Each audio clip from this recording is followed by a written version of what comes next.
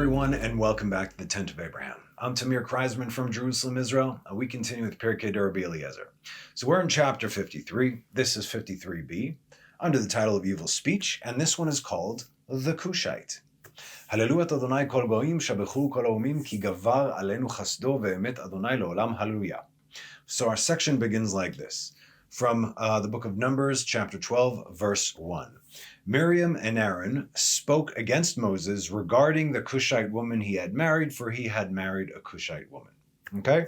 So that's how our text and our topic begins. And throughout the text, we will be given the understanding of how Miriam referred to Moses' wife Zipporah as a Cushite woman. Now, we have discussed this topic before in passing in the earlier teachings of Pirkei Rabbi Eliezer regarding the three sons of Noah and their assigned skin color, as our sages had said. So let's review this really quick so you'll understand what's going on in this class. In Genesis chapter 9, after God makes a covenant with Noah and his sons, blessing them and giving them the 7 Noahide laws, we read then in verse 18, and the sons of Noah who came out of the ark were Shem, Ham, and Yefet, and Ham was the father of Canaan. So why did it say that Ham was the father of Canaan? There are many reasons. They're all good, but here are some of the, here are just some of them.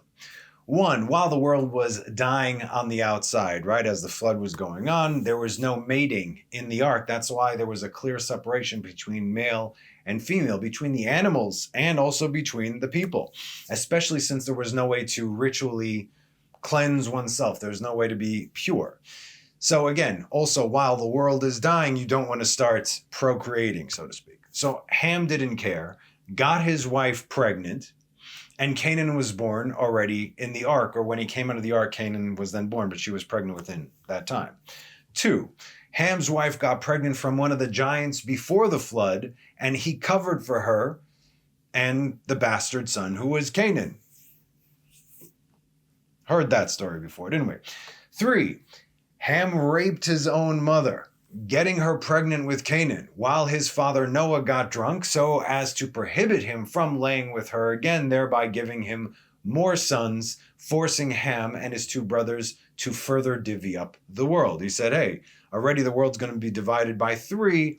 If we take out our father from having more kids, then each person gets a third. But if he starts having more kids, we're going to have to divvy up the world more. And 4, Ham straight up castrated his father while he was drunk for the same reasons. All right, just to name a few. And yes, I have taught about this extensively in way past teachings. All right. Nevertheless, since Ham was blessed by God, as we saw, Noah cannot curse that which God blessed. And so it fell upon Canaan. All this also gives up a better understanding of why God commanded Israel to wipe out the abominable Canaanites who carried the residue of the fallen generation of the flood and evil and darkness that only goodness and light can destroy. That's why God kept them around, because only Israel could do a rectification for that. That being said, the ancient world was divided into 3 parts, as there were 3 sons. And to distinguish the territories and the genealogy, each son's offspring had his own skin tone, skin color. Japheth, was to dwell in the lands of the north, today's Europe, a northern part of the Mediterranean, and his descendants' skin color would be white. Okay? Shem was to dwell in the lands of the east. And again, everything is surrounded around Israel. East. Meaning from the right of Israel, from the east side of Israel, and all what we call today the Middle East, not Egypt, that's Africa, it's a different thing. Just like we said, it's to the east, and his descendants' skin color would be olive, like Middle Eastern. Ham was to dwell in the south, meaning Africa, right? Receiving his very own continent, and his descendants' skin color would be black. Okay, now we can also see the division the Torah gives us in Genesis chapter 10, naming off some of the lands and countries we still know till this very day based on the names of their descendants. So, who was Cush, as in the Cushite, right?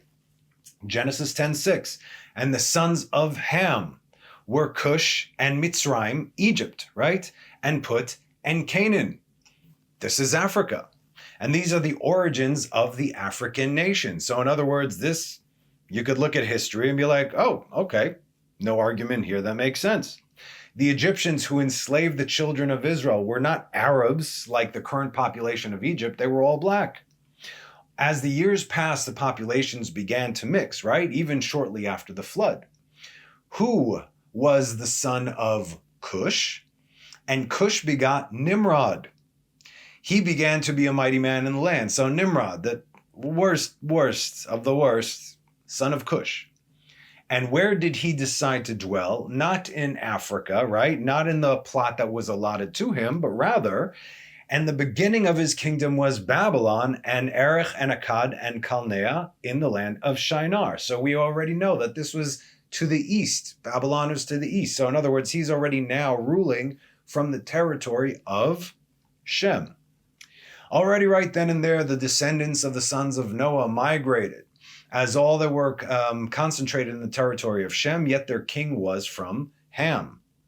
And so I say again, today no one knows who, what came from where, okay? And skin color has nothing to do with who you are, nor does it have anything to do with your spiritual genealogy, right? That being said, and I've used this example before, if that's the case, then I should be looking like I came from Yefet, and yet my family could trace his genealogy back to where it counts, okay? So none of that is relevant, right? We have blonde hair, blue eyes, white Jews from Europe here in Israel, and dark hair, dark skinned Jews from Ethiopia.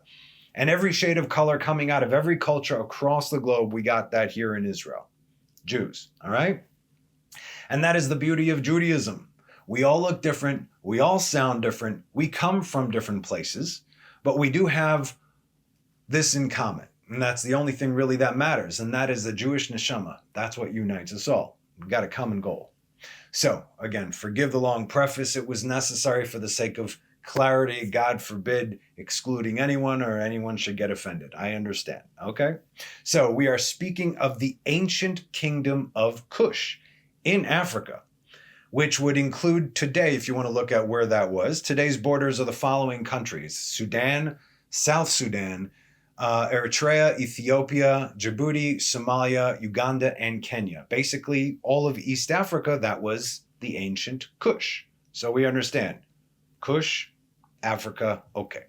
Now that we have all this out of the way, let's get into it, shall we? Numbers 12:1. Miriam and Aaron spoke against Moses regarding the Cushite woman he had married, for he had married a Cushite woman. Our text then asks, was Zipporah a Cushite woman?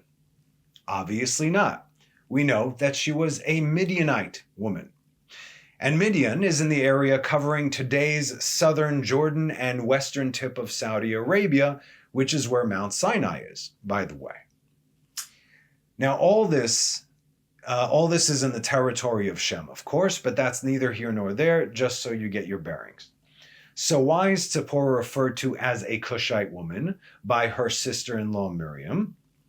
Pirkei Rabbi Eliezer says, just as a Cushite has a different appearance than the rest of the world, so we're talking about physical appearance over here, a different appearance than the rest of the world, so too was Zipporah's deeds different through her good deeds. Therefore, she was a Cushite woman. In other words, this is in a positive sense.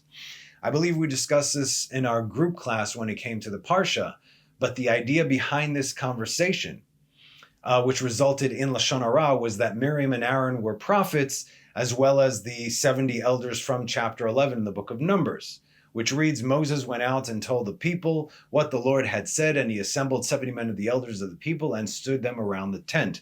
The Lord descended on a cloud and spoke to him, and he increased some of the spirit that was on him, and he bestowed it on the 70 elders. And when the spirit returned upon them, they prophesied, but they did not continue. Now 2 men remained in the camp. The name of one was Eldad, the name of the second was Medad, and the spirit rested upon them. They were among those written, but they did not go to the tent, but prophesied in the camp. Now the argument was that those prophets did not separate from their wives. Why then did Moses separate from his wife, who was exceptionally righteous, even among the righteous, as she stood out like a Cushite among a crowd of Semites, or Japheths, if you will? The reason God was angry with them for saying this was because they compared their prophecy to Moses' prophecy. They were like, hey, we're all prophets, right? So, and God's like, no, it's not even close, not even the same thing. They said, has God spoken only to Moses? Has he not spoken to us too? And God heard this, and then he gave it to them. Now this man Moses was exceedingly humble, more so than any person on the earth. God suddenly said to Moses, Aaron, and Miriam, come out, all three of you, to the tent of meeting, and all three went out. God descended in a pillar of cloud, and he stood at the entrance of the tent of meeting and called Aaron and Miriam, and they both went out. In other words, as the three of them were going out, the cloud came down. Moses remained inside. He wanted them out, and then he blocked off the entrance, and that's where he was talking to them. He said, please listen to my words. If there be a prophet among you, I, God, will make myself known to him in a vision. I will speak to him in a dream. This is not so with my servant Moses. He is faithful throughout my household. With him I speak mouth to mouth, unambiguously, without riddle, so he can behold the image of God. So why are you not afraid to speak against my servant, against Moses? God displayed anger towards them, then he left. But I digress. Okay, we get the idea. It's like, don't even begin to think that you can compare yourself to Moses when it comes to prophecy. It is a whole, there's not even a close second. There's not even a close 1,000th. This is a different level of prophecy. Moses was the only one in history to ever have this. Let's continue. Rabbi Tanchum says, even Israel were called Kushites, as said in Amos 9:7. Are you not like the children of the Kushites to me, O children of Israel, says the Lord? Did I not bring Israel up from the land of Egypt, and the Philistines from Kaftor, and from Aram from Kir? You see? Halo kivnei kushim atem li bnei Yisrael nu'um Hashem. Wow, so now God is comparing Israel likened to the Kushites, right? So the same reference that Miriam used to describe Tzipporah's actions in a positive light, stating the obvious optical differences between her deeds and the deeds of others, so too does God use this reference to separate Israel from the rest of the nations. So our text says, and were the children of Israel Kushites? Of course not. But rather, just as the Kushite is different in appearance from the rest of humanity, so too are Israel different in their ways and good deeds from the rest of the nations. And therefore, they were referred to as Kushites. The verse in Jeremiah 38:7 states, and the king's servant, the Kushite, an officer who was in the king's house, heard that they had put Jeremiah into the pit, and the king was sitting in the Benjamin gate. Now, this next part is wild. If you actually read up on this, again, this is Jeremiah 38. If you read up on this, there are so many sources with so many good points that are brought forward as to who this quote unquote king's servant, the Kushite. Okay. Now there are three options. We actually also have to read it in Hebrew to understand. Vaishma Eved Melech Hakushi. Okay, that's how it says in Hebrew. So the three options are 1, King Zedekiah, 2, Baruch ben Neriah, 3, an actual literal Kushite servant. Now let's explain. King Zedekiah of Judah was nothing more than a puppet king, very wicked with no redeeming qualities, who was placed on the throne by Nebuchadnezzar, the king of Babylon.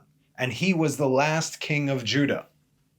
Now in English, as in all things Bible, the meaning is lost, but the words Eved Melech HaKushi translates as the king's servant, the Kushite, but it can also be read in exactly that same order, the servant of the Kushite king, Eved Melech HaKushi, the servant of the Kushite king.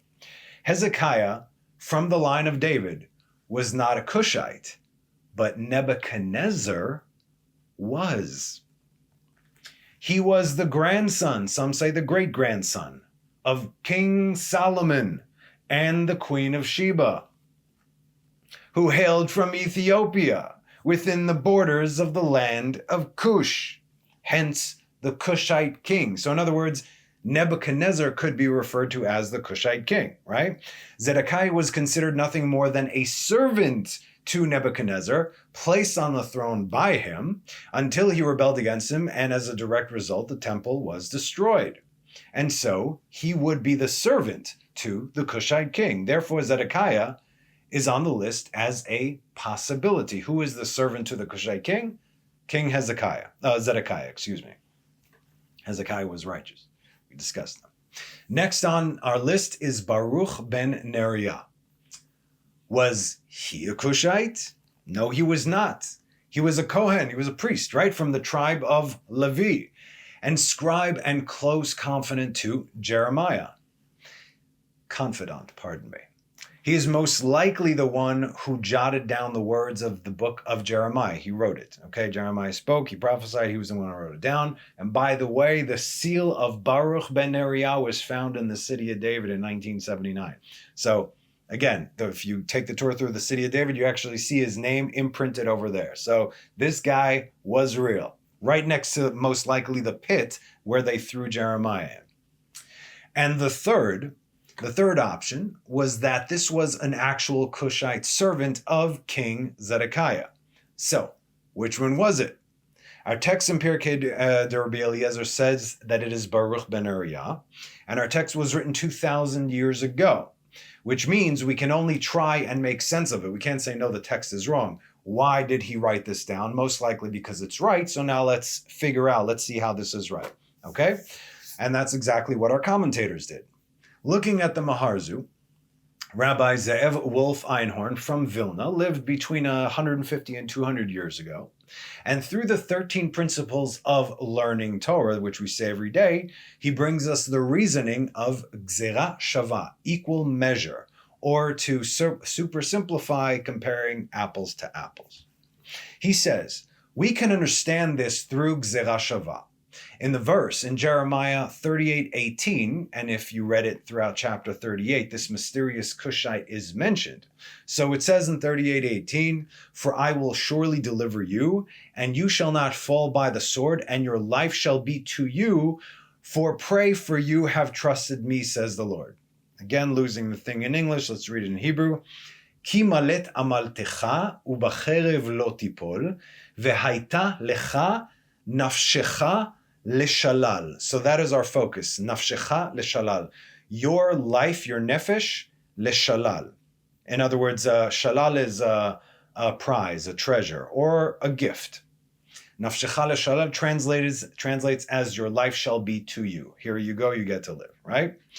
And it is also mentioned in a direct prophecy from Jeremiah to Baruch ben Neriah directly in Jeremiah 45. And we're looking at verse 5, where he says, and you seek great things for yourself, do not seek, for behold, I am bringing evil upon all flesh, says the Lord, and I will give you your soul as prey in all the places where you will go. Need the Hebrew. ואתה תבקש לך גדולות אל תבקש, כי הנני מביא רעה על כל בשר נאום אדוני, ונתתי לך את נפשך leshalal. Exactly the same two words, nafshecha leshalal. Only this time it's translated as your soul as prey. Before it was your life shall be to you. Here it's your soul as prey, though in Hebrew it is virtually identical. You see why the Hebrew is needed. Okay. Identical words, different translations. Is it no wonder why new false religions are starting from our text? Not at all. Anyway, the Maharzu continues. Just as this prophecy was about Baruch Neriah, so too was the other one about Baruch Neriah, very obviously so. Meaning they are equal in person and in promise. Measure for measure. Person, Baruch Neriah, if we're talking about it here, with that same promise, prophecy is a promise. In other words, it absolutely has to happen. And so too, measure for measure. As our text in Pirkei de Rabbi Eliezer says on this matter, was Baruch ben Neriah a Cushite? No, he was not. But rather, just as the Cushite is different in his skin, so too was Baruch ben Neriah different from any other man through his good deeds. Now, before we move on to the next example of who is referred to as a Cushite, as written in our text, there is an honorable mention because our commentators kind of bring it forth to make a point over here. So, again, it's not in the text, but it's from the commentators. From Psalm of David 7:1. Shigayon leDavid asher shar laAdonai al divrei Cush ben Yemini. A shigayon of David, which he sang to the Lord concerning Cush the Benjaminite. Okay? Obviously, this is not a Kushite because he is from the tribe of Benjamin. It says it very clearly over there. What was David's concern regarding this person? Again, read Psalm 7. You're going to see there's a direct correlation between what our commentators give and what Pirkei Rabbi Eliezer gives. Okay? Let's read verse 2. O Lord my God, I have taken refuge in you. Save me from all my pursuers and deliver me. Lest he, whoever he's singing about, this Cushite from Benjamin, right? Lest he tear my soul like a lion, rendering it to pieces with no one to save me. Since we know that when someone is referred to as a Cushite, it means that their good deeds are exceptional among exceptional people, and who pursued David but King Saul, the Benjaminite, who wanted to tear him to pieces. And if you question Saul's deeds, remember, his beginning was not as his end. 1 Samuel 9, 1-2. This is how the Tanakh introduces us to the first king of Israel. Now there was a man of Benjamin, and his name was Kish, not Cush. Kish, separate spelling, not the same thing. And his name was Kish, the son of Aviel, the son of Tzeror, the son of Bechorah, the son of Afiach, the son of a Benjaminite man, Ben Ish Yemini Gibor Chayil, a mighty man of valor. And he had a son whose name was Saul, Shaul, Velo haya ben ushmo Shaul, Bachur vatov, ve'ein ish mibnei Yisrael tov mimeno. He was young and handsome, there being no one of the children of Israel handsomer than he. From his shoulders and upwards, he was taller than any other of the people. Now again, I know, it translates as handsome because the Hebrew says tov. Now we do know that Saul was taller than everybody else by a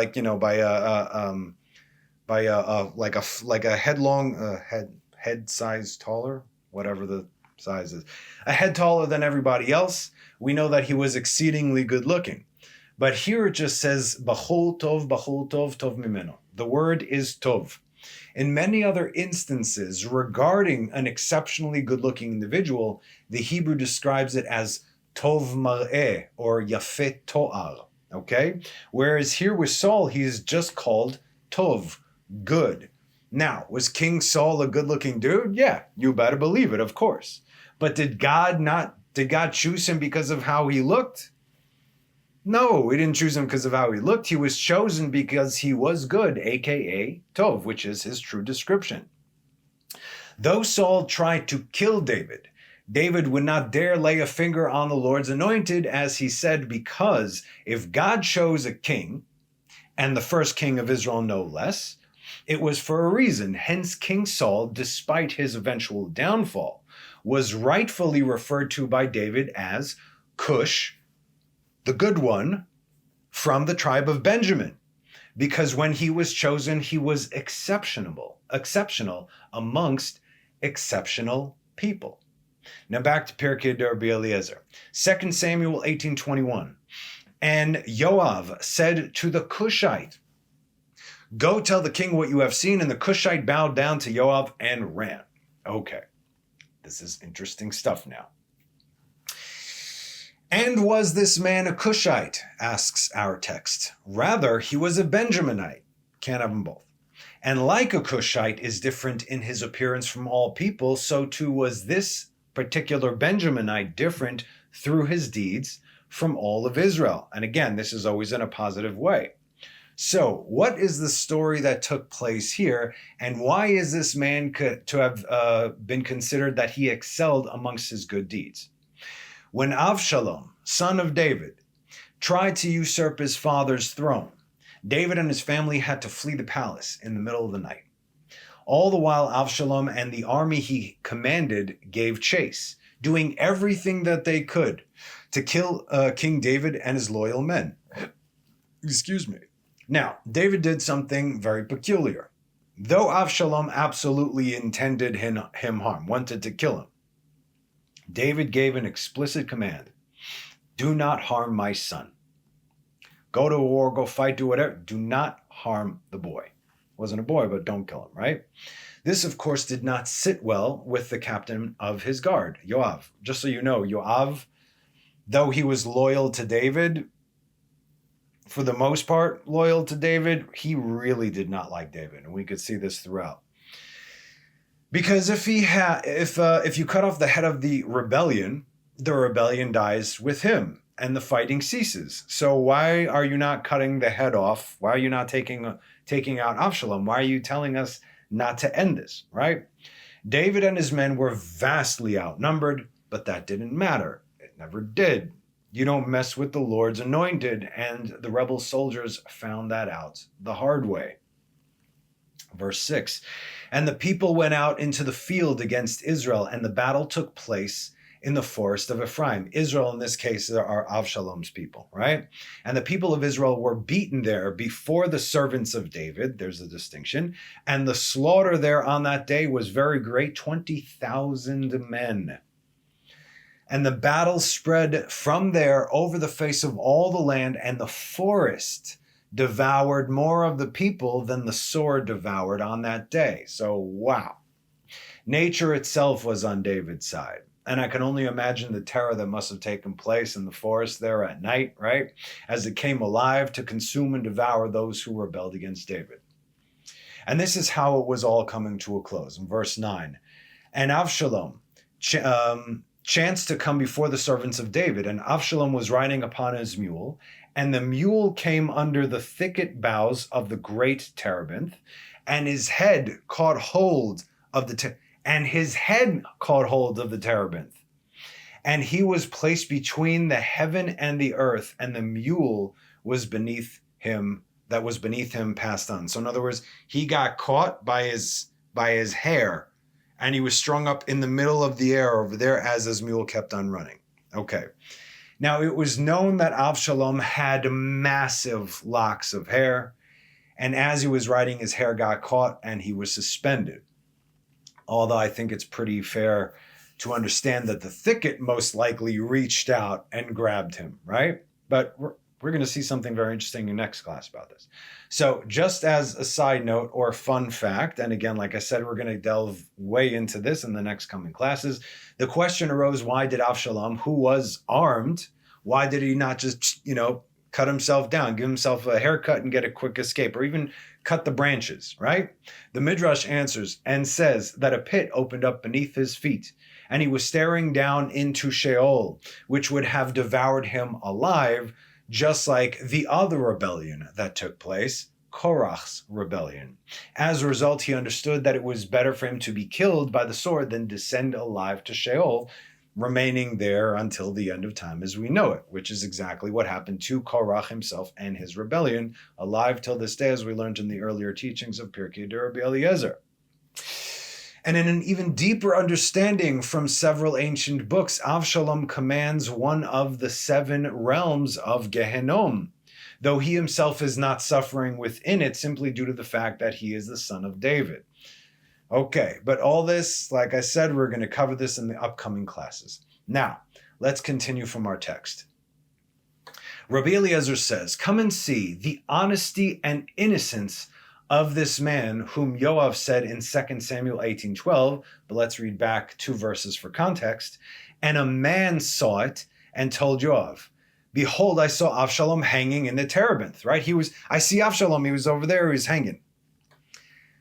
And Yoav said to the man who told him, now if you had seen it, then why did you not smite him there to the ground? And it would have been incumbent upon me to give you 10 pieces of silver and a belt. In other words, then why didn't you kill him, right? Why don't you end this whole thing? What does this man say? And the man said to Yoav, though I should weigh on my palms 1,000 pieces of silver, I would not stretch out my hand against the king's son. Because before our ears did the king charge you and Avishai and Ittai, saying, take care, whoever it may be, of the youth of Absalom. Don't kill him, right? You heard it. I heard it. We all heard it. Now you were asking why I didn't go kill him. even if I would deal falsely with myself, now nothing can be hidden from the king, and you yourself would stand from afar. It's like, in other words, really? You want me to go against the word of David? Now look what it says in the next verse. And Yoav said, I shall no longer request of you. And he took 3 darts in his hand and thrust them into Absalom's heart while he was yet alive in the heart of the terebinth. Now, it doesn't say how Yoav found Absalom, right? Because this man did not give him up, as he refused to go against the word of the king. So this next part of the text is what took place between verses 13 and 14. In other words, dude, you can't give me 1,000 pieces of silver. I'm not going against the king's word. And then all of a sudden, Yoav throws 3 darts into Absalom's heart. Not killing him, but 3 darts into his heart right then and there. So here's from our text. Yoav said to him, please show me the place that Absalom is hanging. Yet the man still refused. And Yoav was prostrating himself before the man, begging him to show him his location. So it didn't work out, right? So Yoav then grabbed the man by the arm and he ended up showing him the place. So we're still missing something, aren't we? The Maharzu fills in the blanks.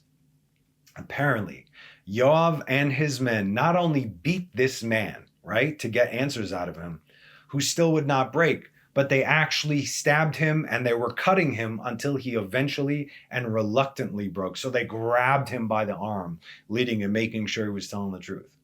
But we're still missing the connection to the title of Cushite, right? So let's keep reading on from 2 Samuel 18, verse 15. And there circled about 10 young men who were Yoav's armor bearers, and they struck Absalom and killed him. So they were killed by the 10 men around him over there, who were Yoav's personal guard, arm bearers. And Yoav blew with the shofar, and the people returned from pursuing after Israel, for Yoav held back the people. In other words, they were chasing them, they were losing. So as Absalom was fleeing, that's where he got caught. And they took Absalom, and they cast him in the forest into the great pit. And they placed over him a very large heap of stones, and all of Israel fled, each to his tents. And Absalom had taken and established for him in his lifetime the monument which is in the king's valley, for he said, Emek HaMelech, for he said, I have no son in order to cause people to remember my name. And he called the monument after his own name, and they called it Yad Avshalom until this day. And Ahimaaz, the son of Tzadok, said, let me now run and bring news to the king, to David, right, that the Lord has avenged him from the hand of his enemies. And Yoav said to him, you are not the man to bring news this day, but you shall perhaps bring news another day, but this day you shall not bring the news, because the king's son is dead, right? Why did Yoav not let this guy go? Not talking about the mysterious man who is referred to as the Cushite, but Ahimaaz, the son of Tzadok, right? Because he knew that whoever gives the news to the king that his son had been killed against his direct orders would likely be killed himself, shooting the messenger and all that. Which is why he said in the next verse, and Yoav said to the Cushite, to the man who refused to break, the one who refused to go against the word of the king, go tell the king what you have seen. Go now tell him that he's dead. And the Cushite bowed down to Yoav and he ran. He essentially called him a Boy Scout in the disrespectful kind of way. It's like, yeah, hey, you, Boy Scout, the Cushite, right? Go tell the king. Send the Boy Scout, the do-gooder, the teacher's pet, the one who is holier than thou. Go send the Cushite to the king. Let's see just how pious you are when the king kills you for bringing him this news. He wanted to end what happened over there also between them. And so we read verse 31, and behold, the Cushite came, and the Cushite said, let my lord the king receive the tidings that the Lord has avenged you today from all that rose up against you. He said it in a very nice way, right? And the king said to the Cushite, is all well with the young man Absalom?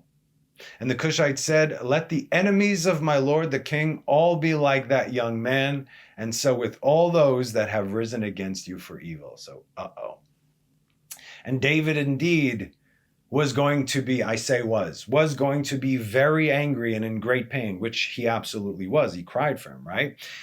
And the natural place for him to direct that anger, since you do not transgress the word of the king, which is a death penalty, is towards the messenger. But before it consumed him, before he could get to there, so all he was left off was with sadness, but not anger, especially towards the messenger. Before this got to him, before he would condemn this innocent man to death, it says, Ruach HaKodesh came over him and showed him everything that took place. And that is where, at that moment, he sang Psalms 7. Again, read Psalm 7, regarding the Cushite from Benjamin. A Shegayon of David, which he sang to the Lord concerning Cush the Benjaminite. O Lord, my God, I have taken refuge in you. Save me from all my pursuers and deliver me. Absalom.